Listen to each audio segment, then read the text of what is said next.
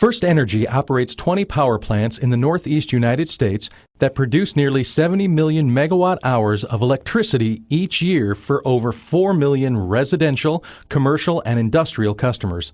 Over half of First Energy's electricity is produced by using coal, compared to about 60% nationwide.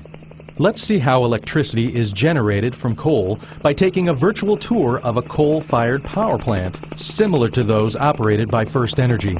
This plant has 3 generating units that produce more than 2,000 megawatts of electricity. At full capacity, this one power plant can produce enough electricity to supply the needs of 1.5 million homes and businesses. Generating electricity requires a fuel source. At this plant, the fuel source is coal, which arrives mainly by a barge but also by rail and truck.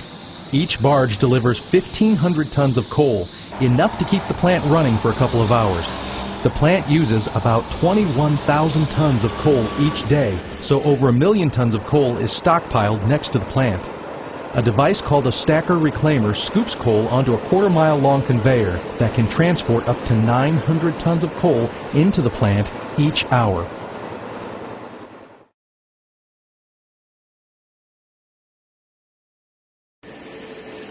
Once inside the plant, up to a 30-hour supply of coal can be stored in bunkers.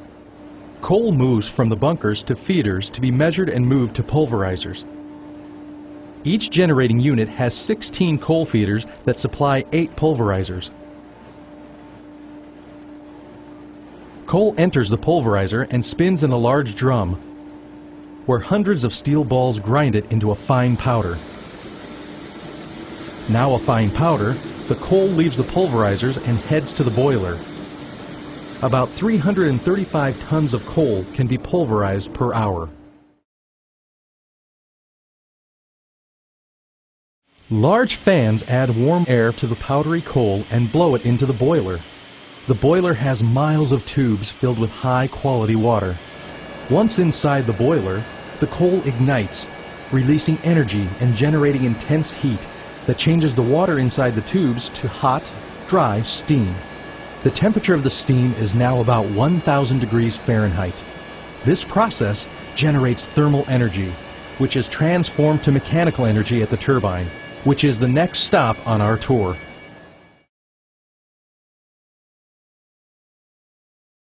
High-pressure steam, now 1,000 degrees Fahrenheit at 3,500 pounds per square inch, is piped from the boiler to the first in a series of turbines.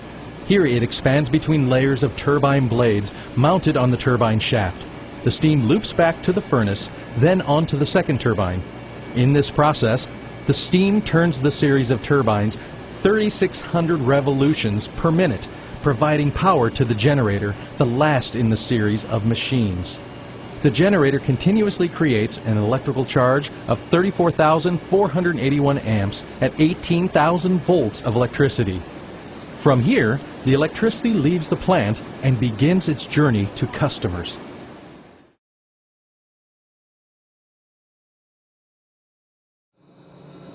After the steam has been used to create electricity, it is exhausted from the turbine and sent to a condenser to be changed back into water. Inside the condenser, steam passes over the outside of pipes filled with chilled water from the cooling towers. The steam condenses to water and returns to the boilers to repeat the steam generating process over again. As the steam condenses, the chilled water inside the condenser pipes becomes warm from the heat of the steam, so it is sent to a cooling tower. These particular towers are called natural draft cooling towers, which are designed with no moving parts.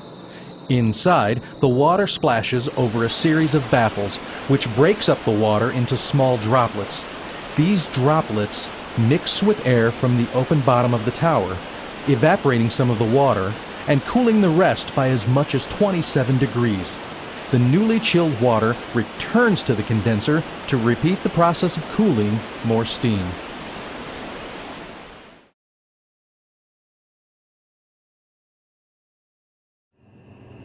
Since 1971, First Energy has spent more than $5 billion on environmental protection. our plants are equipped with air quality control systems to remove sulfur dioxide and particulates called fly ash. Fly ash is removed by a mechanical process, and sulfur dioxide is removed with a chemical reaction using lime. These processes take place in large ductwork scrubber trains located between a unit's boiler and its chimney. Boiler gases pass through scrubbing vessels and are sprayed with slurry, a mixture of water and lime. The sulfur dioxide particles and other pollutants are absorbed by the slurry and fall to the bottom of the vessels. A fan releases the cleansed gases through the chimney. By the time this happens, more than 99% of particulates have been removed, as well as 92% of sulfur dioxide. A plant similar to this one can remove over 400,000 tons of sulfur dioxide each year.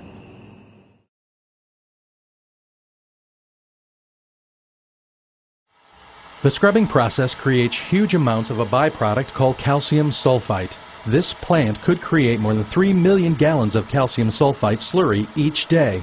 First Energy created a process that turns that waste product into a valuable building material called gypsum, which is used to make wallboard or drywall. The slurry leaving the scrubbers is thickened and pumped through a forced oxidation gypsum or fog system. Oxygen is then added, changing it into gypsum, which is dried, treated, and sent to a gypsum manufacturer to make wallboard. First Energy recycles about 500,000 tons of gypsum each year, enough to manufacture wallboard for 70,000 new homes.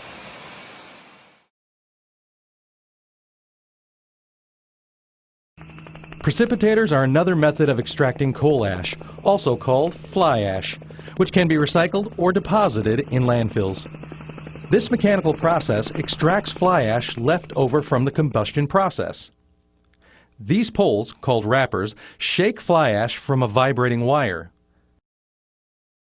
Gas from the furnace containing fly ash flows into the box. The fly ash drops into a storage chamber and is blown into silos to be loaded into a truck.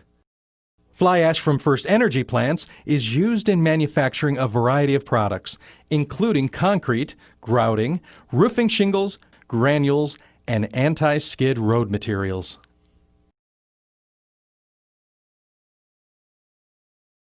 First Energy also uses selective catalytic reduction technology, or SCR, to reduce nitrogen oxide emissions. SCR systems work much like a catalytic converter on a car. Flue gas containing nitrogen oxide emissions from the combustion process is mixed with ammonia. The mixed gases travel through a series of catalytic layers, which causes the nitrogen oxides to react with the ammonia. The reaction converts the nitrogen oxides to water vapor and pure nitrogen, a benign chemical that makes up 80% of the air we breathe. Both elements are returned to the environment through the station's stacks. Now that we've taken a look at how electricity is produced and some of the environmental control protection systems used at our plants, let's take a look at how the electricity is delivered to our homes and businesses. Transformers located just outside the plant boost the power from 18,000 volts to 345,000 volts, so it can travel long distances over transmission lines to where it is needed. Substations located along the path reduce the voltage so it can be moved along distribution lines attached to the utility poles. As the electricity nears customer locations, transformers on poles step down the power for use in homes and businesses. We hope you enjoyed seeing how electricity is produced at First Energy, where our energy is working for you.